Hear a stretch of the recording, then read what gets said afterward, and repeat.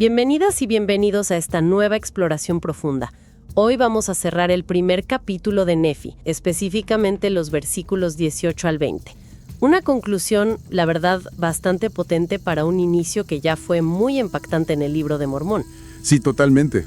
Tenemos a Lehi, ¿no? Recién salido de esas visiones tremendas, que le mostraron la gloria de Dios, pero también, la destrucción que venía para Jerusalén. Y lo primero que hace es salir. Salir a la calle a predicar. Entonces, hoy vamos a ver un poco qué dijo, por qué la gente reaccionó tan mal, y qué quiso decir Nefi con esa frase tan conocida, ¿no? Sobre las tiernas misericordias del Señor. Exacto. La idea es meternos bien en esa Jerusalén de la época. Entender, digamos, la esencia de lo que predicó y también por qué provocó esa burla y esa ira. Y claro, desentrañar qué son exactamente esas tiernas misericordias. ¿Y cómo se conecta con nosotros hoy? Claro. Eso es, buscar esa conexión con la experiencia actual. Perfecto. Entonces, el versículo 18 nos mete de lleno en la acción. Dice que Lehi, sobremanera henchido por lo que vio y oyó, sale a profetizar sobre la destrucción. Para entender bien la escena, ¿cómo era esa Jerusalén? O sea, ¿qué se respiraba en el ambiente? Es clave pintar ese cuadro, sí, porque no era un lugar, digamos, pacífico. Las fuentes describen una Jerusalén en una crisis muy, muy profunda, en varios niveles. Había una decadencia espiritual tremenda, mucha idolatría. ¿En serio? ¿A pesar del templo y todo? Sí. Muchos habían olvidado al Dios de Israel, o lo mezclaban con otras cosas. Confiaban más en, digamos, maniobras políticas, alianzas con Egipto o con otras potencias. Algo que profetas como Jeremías, que era contemporáneo, denunciaban constantemente. O sea que la religión era como más una cosa exterior que algo vivido de verdad. En gran medida sí. El templo estaba ahí, claro, imponente. Pero para muchos, las ceremonias eran, rituales vacíos, sin un compromiso real del corazón. Jeremías mismo clamaba contra la corrupción, la injusticia social, la violencia, el haber abandonado el convenio con Dios. ¡Qué fuerte! Y súmale a eso la sombra de Babilonia. La amenaza era real, ¿eh? La conquista no era una teoría, era inminente. Ocurriría pocos años después. O sea, Lehi estaba predicando literalmente contrarreloj. Exactamente. Predicando contrarreloj en medio de un polvorín. Vaya, qué panorama. Y en medio de todo eso, ¿qué es lo que les dice? El texto es breve, pero ¿qué podemos deducir de su mensaje? Bueno, aunque los versículos 18 y 19 no nos dan el sermón completo, sí nos dan pistas clave. Parece que el mensaje tenía como 3 ejes, bastante directos además. A ver. Primero, una advertencia sin rodeos. Arrepiéntanse, o Jerusalén será destruida. Así de claro. Contundente. Muy contundente. Segundo, una confrontación directa. Les testificó de sus maldades y abominaciones. Fíjate que no usa palabras suaves. Señaló pecados concretos. Idolatría, corrupción, injusticia. Todo eso que mencionábamos. Y eso nunca cae bien, supongo. Para nada. Eso empieza a caldear el ambiente, claro. Pero ojo, hay un tercer elemento, que es crucial y a veces se nos pasa. ¿Cuál? Ofreció esperanza. Esperanza a través de Cristo. Les testificó de la venida de un Mesías, uno que redimiría al mundo. ¡Wow! O sea, no solo destrucción. No, eso es fascinante. Y no solo es el heraldo de la destrucción, también señala la salida, la solución divina, Jesucristo. Y esto siglos antes de que naciera. Advertencia, denuncia, pero también redención. Esa combinación define muy bien lo que entendemos como el papel de un profeta, ¿no? Totalmente. Un profeta, como vemos en las Escrituras y en comentarios más modernos que citan las fuentes, como los del Elder Andersen, no es un orador motivacional, no busca aplausos. Claro. Es un testigo especial de Cristo, un mensajero autorizado por Dios, y su tarea, implica advertir del peligro espiritual, llamar al arrepentimiento, que siempre significa cambiar, y sobre todo, centrar todo en Jesucristo y su plan. Y Lehi encaja perfecto en ese molde, aunque le costará caro. Y vaya que le costó, porque la reacción fue inmediata. El versículo 19 lo dice clarito. Los judíos se burlaron de él por las cosas que testificó de ellos. La burla. ¿Qué nos dice esa primera reacción? ¿Por qué empezar riéndose? Es interesante. La burla es una herramienta de defensa espiritual muy común, aunque parezca algo superficial. Las fuentes sugieren que es un mecanismo para desestimar un mensaje incómodo sin tener que enfrentarlo de verdad. Como para quitarle importancia. Exacto. Si te ríes de algo o de alguien, como que creas una distancia, ¿no? Y evitas esa introspección que te podría llevar a reconocer que necesitas cambiar. Es como desactivar una alarma riéndose del que grita fuego. Justo eso. Muy buena analogía. Y no es algo de esa época nada más, ¿eh? Piensa en Eliseo, que se burlaron de él, o Jeremías, que se quejaba de ser objeto de burla todo el día por predicar. Incluso Jesús enfrentó burlas, cuando desafiaba tradiciones o hacía milagros. Cierto. La burla revela un corazón que prefiere la comodidad, el no me molestes, antes que la incomodidad de la verdad. Y hoy pasa igual. ¿Cómo? Pues, cuando se habla desde la fe de temas morales o que van contra la corriente, la reacción inicial de algunos es el sarcasmo, la ridiculización en redes, minimizarlo todo. Es un patrón que sigue vivo. Pero la cosa no se quedó en la burla, escaló. El texto dice que fue cuando Ley testificó del Mesías y la redención que se irritaron contra él. Aquí se pone más intenso, ¿no? ¿Por qué ese salto? De la risa a la ira. ¿Qué fibra tocó ese mensaje en particular? Es una muy buena pregunta. El análisis de las fuentes apunta a que la ira surgió porque ese mensaje mesiánico, digamos que golpeaba el núcleo de su autoengaño. ¿En qué sentido? Hablar de un redentor implicaba, de forma muy directa, que ellos necesitaban redención. Ah, claro. Les estaba diciendo, sin filtros, están perdidos en sus pecados, el camino que llevan no los salva. Y eso ataca el orgullo, la autosuficiencia. Ya no era solo una advertencia sobre el futuro, era un diagnóstico de su presente. Claro, una cosa es que te digan, cuidado, más adelante hay un barranco, y otra muy distinta es que te digan, estás ciego y vas directo hacia él. Exactamente. Y este patrón de escalada de burla a ira y de ira a violencia se repite tristemente. Las fuentes nos recuerdan ejemplos terribles. Los profetas antiguos apedreados, asesinados. Jesús mismo lo mencionó. En el libro de Mormón, esa escena terrible de Amulek viendo cómo quemaban vivos a los creyentes, mujeres, niños, junto con las escrituras, por la furia de los incrédulos. ¡Qué horror! Y el ejemplo máximo, Jesús, pasó de las burlas a los golpes, la corona de espinas y la crucifixión. La ira explota cuando la verdad desnuda un pecado que uno no quiere soltar. Un patrón desolador, la verdad. Y las fuentes incluso advierten que este ciclo no es ajeno a la comunidad de fe hoy en día. Mencionan como una posible trayectoria descendente, oír el consejo, desobedecer, luego criticar al mensajero y al final rechazar el mensaje por completo. Sí, es una advertencia seria. ¿Qué lecciones clave podemos sacar de esta reacción contra Ley? Varias lecciones muy importantes surgen de este episodio y su análisis. Primero, que la burla no es inofensiva. Puede ser el primer paso hacia un corazón más duro si uno no se corrige. Entiendo.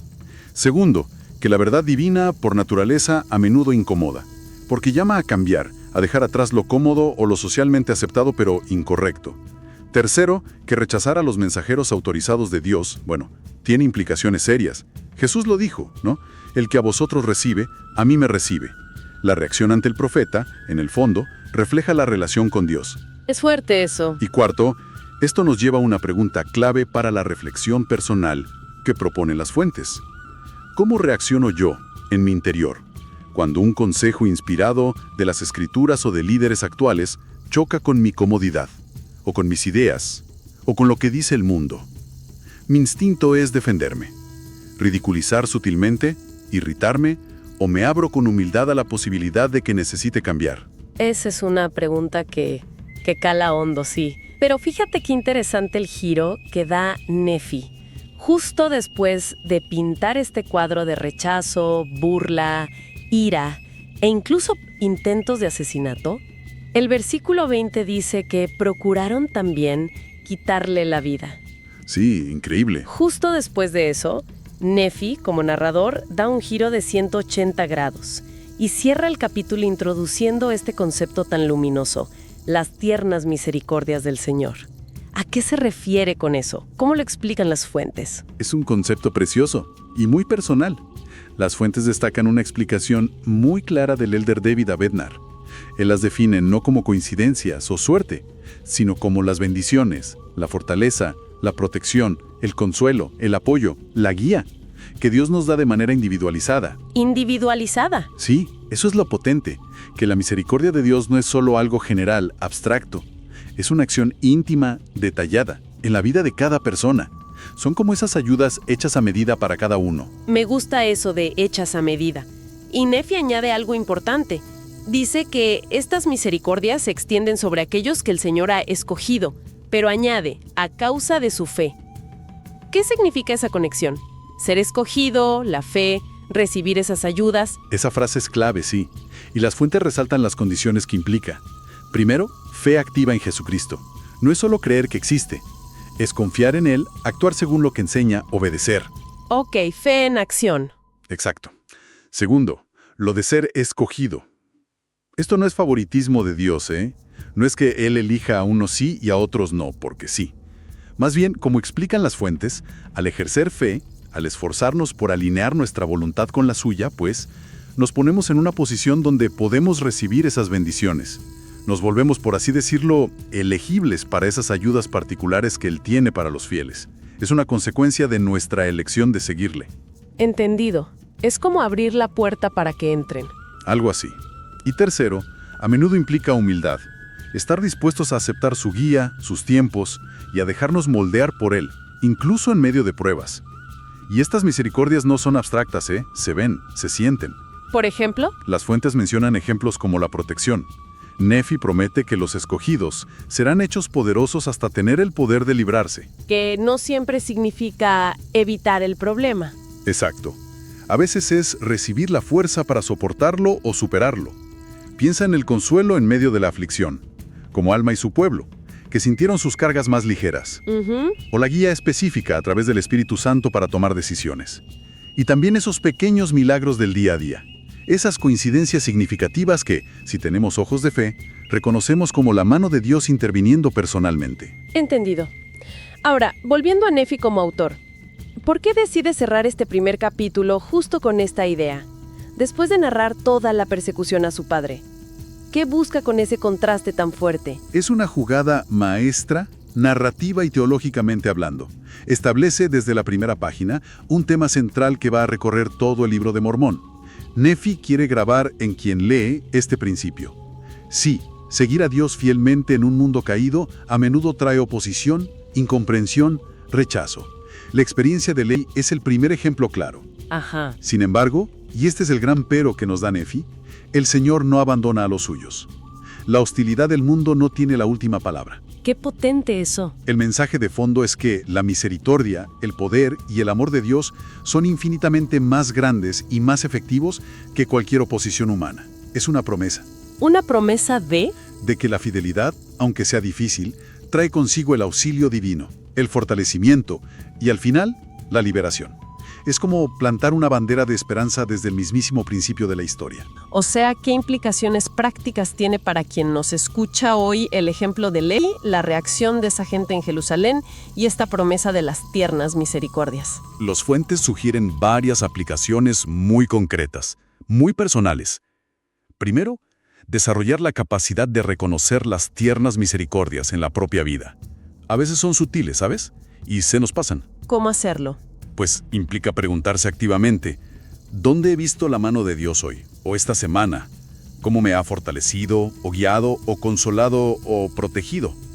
Incluso llevar un diario de estas cosas, como algunos recomiendan, puede ser un ejercicio de fe muy poderoso. Mirar con más atención. Exacto. Segundo, recordar esa conexión. Se reciben a causa de la fe. Esto nos anima a cultivar una fe que sea más que un sentimiento. Una fe que se traduzca en acción, en obediencia, en confianza activa en Cristo y sus profetas.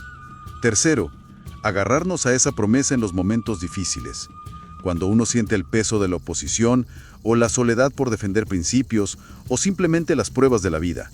Recordar la promesa de Nefi. El Señor tiene poder para fortalecernos y darnos la capacidad de librarnos. ya sea de la prueba o a través de ella. Eso da mucha perspectiva.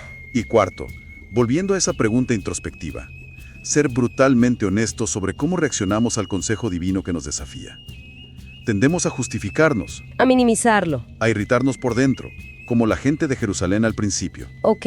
O cultivamos la humildad para preguntar, Señor, ¿soy yo? Y buscar entender y aplicar, como hizo Nefi. Definitivamente es un llamado a estar más conscientes, a vivir la fe de manera más deliberada, quizás, y a no dar por sentada la ayuda de Dios, sino buscarla y agradecerla activamente.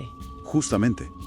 El mensaje final que Nefi nos deja al cerrar este capítulo es de un optimismo realista, pero bien fundamentado. El camino del discipulado tendrá sus desafíos, a veces muy duros, pero las tiernas misericordias del Señor son una realidad, tangible, personal y constante, para quienes se esfuerzan por vivir con fe en Él. Uno no está solo en este viaje. Y con esa nota tan poderosa de esperanza en medio de la adversidad, cerramos nuestro análisis del final del primer capítulo de Nefi. Una combinación impactante, ¿eh? Advertencia profética, la cruda realidad del rechazo humano ante la verdad incómoda y la promesa fortalecedora de la misericordia personal de Dios. Quizá una última idea, algo para seguir pensando que va un poquito más allá de lo que comentamos directamente. A ver. Lehi fue rechazado, en parte, por hablar de un Mesías redentor. O sea, porque implicaba que la gente necesitaba ser redimida. La pregunta que podríamos hacernos hoy es, ¿existirán formas más sutiles, quizá inconscientes, en las que uno mismo podría estar rechazando aspectos del mensaje redentor de Cristo? ¿Cómo? No con ira abierta, tal vez, pero sí porque interfieren con nuestra comodidad, o nuestras expectativas culturales, o nuestras ambiciones, o simplemente porque nos piden un cambio que no estamos listos para hacer ahora mismo. ¿Habrá maldades y abominaciones modernas que preferimos no mirar de frente? Una pregunta ciertamente provocadora y muy necesaria para la reflexión personal. Gracias por acompañarnos en esta exploración profunda de las Escrituras.